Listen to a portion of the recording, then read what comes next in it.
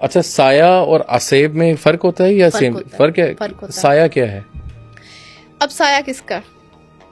کسی کا بھی کوئی چیز کا ہے. ہاں، سایہ خالی سایہ نہیں ہوتا، یہ جنات کا سایہ ہوتا ہے. ہاں، سایہ تو انسان کا بھی ہوتا ہے.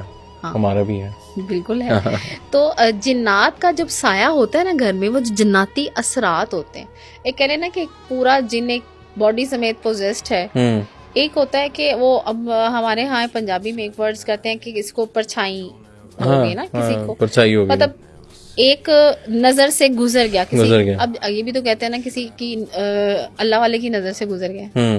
تو ایسے اگر کسی نیگیٹو چیز کی نظر سے گزرتے ہیں تو بھی وہ آپ کے لیے پرابلم کریٹ کرتا ہے. آپ کے سر میں شدید درد رہتا ہے اس سے. ہاں، جو جتنے بھی لوگ سائے والے ہوتے ہیں نا، ان کے سر میں شدید درد رہتا ہے کیونکہ ان کو ایک بری چیز کا اثر آیا ہوتا ہے. وہ آپ کے گھر میں اگر وہ سایہ ہے تو آپ کو اپنے گھر میں وہ ایگزسٹنس فیل ہوتی ہے. کسی کے آپ کا دل ویران رہتا ہے، آپ اکیلے ہوتے ہیں تو آپ کو فیل ہوتا ہے کوئی آپ کے آس پاس ہے. تو یہ بیماری ہے روحانی. اچھا. ہاں، کیونکہ ایک اثر آپ کے جسم پہ آیا ہوتا ہے کسی چیز کا، بری چیز کا. اچھا، یہ جو ہم اپنا سایہ دیکھتے ہیں تو، اور دوسرا یہ بھی ہوتا ہے کہ کہتے ہیں کہ جو جنات جب آتا ہے کسی شکل میں تو اس کا سایہ نہیں ہوتا. انسانی شکل میں آیا فرض کریں، اس کا کہتے ہیں جی سایہ نہیں ہوگا.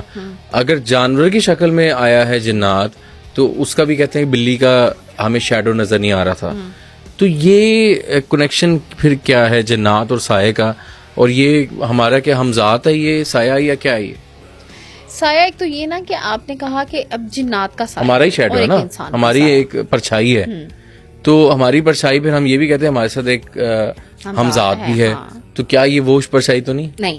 نہیں، یہ انسان کی اپنی ہے کیونکہ فزیکلی اپیرنٹلی اسی سائز کا ہے وہ. ٹھیک ہے. اور جہاں تک بات رہی کہ یہ جو جنات کے سائے ہوتے ہیں، جنات اپنے ایک شیڈو بناتا ہے، ایسا نہیں کہ وہ نہیں بناتا.